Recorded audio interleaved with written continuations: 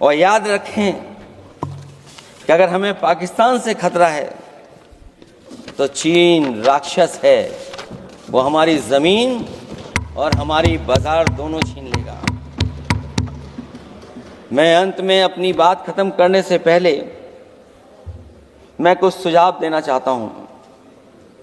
और मुझे याद है जब पिछली बार चीन से सवाल खड़ा हुआ था, ये सरकार पता नहीं कैसा फैसला लेती है। और मैं अभी विदेश मंत्री जी को जब सुन रहा था तो विदेश मंत्री जी ये कह रहे थे कि जो इंफ्रास्ट्रक्चर बन रहा है वो हमारा बहुत अच्छा इंफ्रास्ट्रक्चर बन रहा है। हम पुल अच्छे बना रहे हैं, हम सड़कें अच्छी बना रहे हैं, हम ब्रिजेस अच्छे बना रहे हैं। क्या ये सच्चाई है कि जिस तरह का चीन अपने सीमा पर इंफ्रास्ट्रक्चर बना रहा है, क्या उससे बेहतर इंफ्रास्ट्रक्चर हमारा बन रहा है? इसका जवाब जरूर सरकार दे।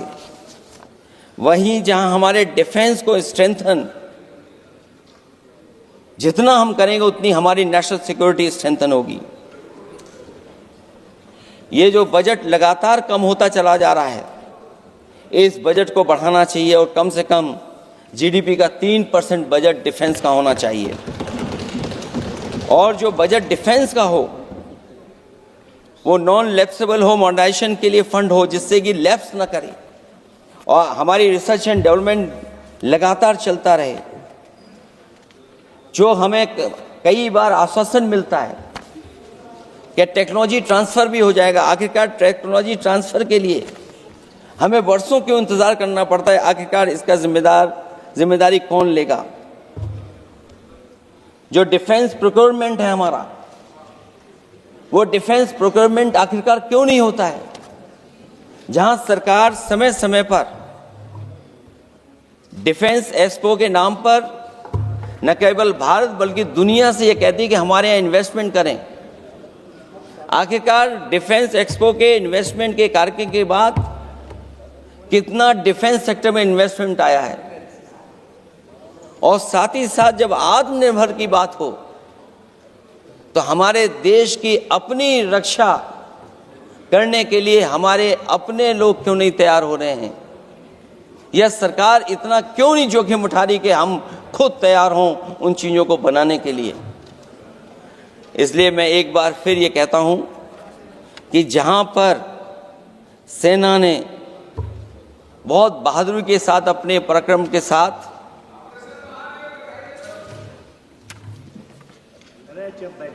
पराक्रम, वीरता और अदम्य शौर्य की जो उन्होंने परिचय दिया, उसके लिए फौज को मैं बधाई देता हूं। लेकिन अभी जब मैं सुन रहा था, ये जो अभी आतंकवादी मारे गए हैं, आतंकवादी मारे जाते हैं, हम सब पक्ष में हैं, लेकिन हर जगह राजनीतिक लाभ आखिरकार कौन उठा रहा है? क्योंकि मैं अपनी बात खत्म कर रहा था, अध्यक्ष महोदय ये पूछ रहे हैं कि आज महादेव ऑपरेशन पे मैं धन्यवाद क्यों नहीं दे रहा हूं।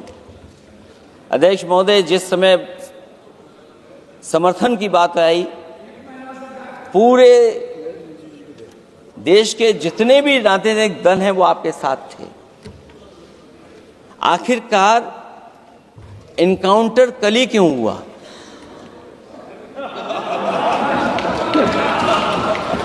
और अध्यक्ष महोदय, फिर वही बात मैं दोहराऊं जिसकी वजह से पहलगांव हुआ, जिसकी वजह से पुलवामा हुआ। अगर ये इतना ही टेक्नोलॉजी और इन सब चीजों को समझते हैं और जानते हैं, इतना ही टेक्नोलॉजी और इन चीजों को सब समझते हैं, तो आखिरकार अध्यक्ष महोदय पुलवामा में जो गाड़ी में RDX आया, वो गाड़ी आज तक क्यों नहीं पकड़ी गई? और शायद भारतीय जनता पार्टी के लोग ये जानते होंगे कि बहुत सारे विभाग सरकार के होते हैं, सैटेलाइट इमेजेस देते हैं। अगर आज भी भारतीय जनता पार्टी चाहे तो पुलवामा में जो गाड़ी आई है, सैटेलाइट इमेजेस से वो पता कर सकती है कि वो किस रास्ते से वो गाड़ी आई थी। आप हिम्मत क्यों नहीं जुटा पा रहे हैं उसके लिए? और फिर पहलगांव में किसी भी दल ने आपके साथ किसी तरह की राजनीतिक बातचीत नहीं की, लेकिन राजनीतिक लाभ आपने कांग्रेस पार्टी से भी उठाने की कोशिश की, हमारे से भी उठाने की कोशिश की। अगर डेलीगेशन भेजना ही था आपको तो पॉलिटिकल पार्टीज तय करती हैं, आप नहीं तय कर सकते।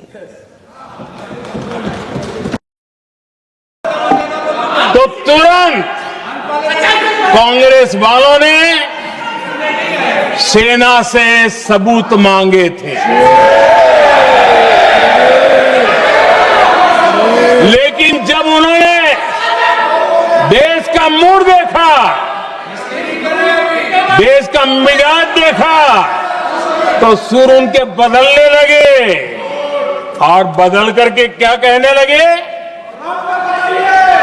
कांग्रेस के लोगों ने कहा ये सर्जिकल स्ट्राइक क्या बड़ी बात है, ये तो हमने भी की थी। एक ने कहा 3 सर्जिकल स्ट्राइक की थी, दूसरे ने कहा 6 सर्जिकल स्ट्राइक की थी, तीसरे ने कहा 15 सर्जिकल स्ट्राइक की थी। जितना बड़ा नेता उतना बड़ा आंकड़ा चल रहा था।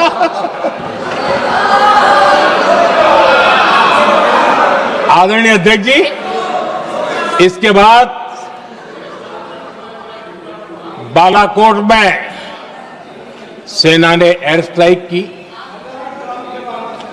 अब एयर स्ट्राइक तो ऐसी थी वो कुछ कह नहीं सकते थे, इसलिए ये तो नहीं कहा कि भाई हमने भी की थी, उसमें तो उन्होंने समझदारी दिखाई, लेकिन फोटो मांगने लगे। एयर स्ट्राइक हुई तो फोटो दिखाओ, क्या कहां गिरा, क्या तोड़ा, कितने मरे, बस यही पूछते रहे। पाकिस्तान भी यही पूछता था, ये भी यही पूछते थे। इतना ही नहीं, आदरणीय अध्यक्ष जी, जब पायलट अभिनंदन पकड़े गए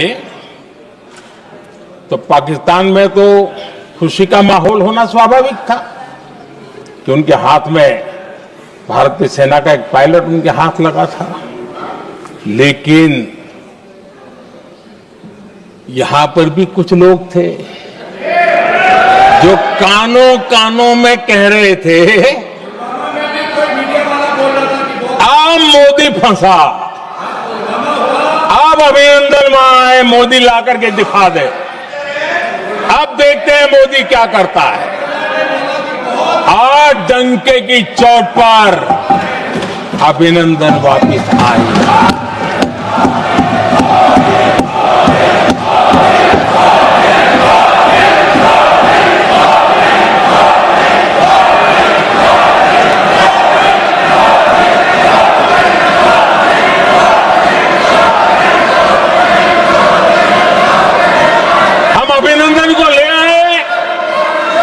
तो इनकी बोलती बंद हो गई।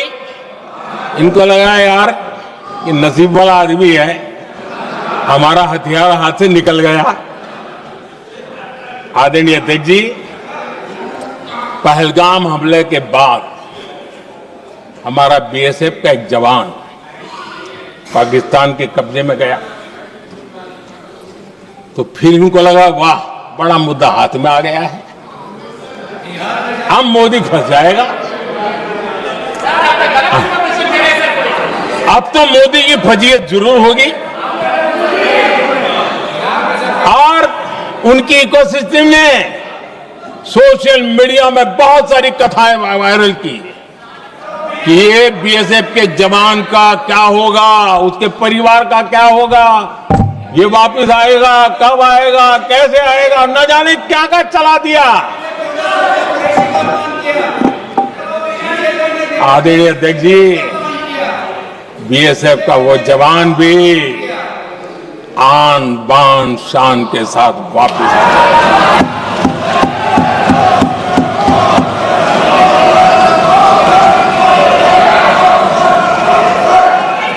आतंकवादी रो रहे हैं, आतंकवादियों के आका रो रहे हैं और उनको रोते देखकर यहां भी कुछ लोग रो रहे हैं।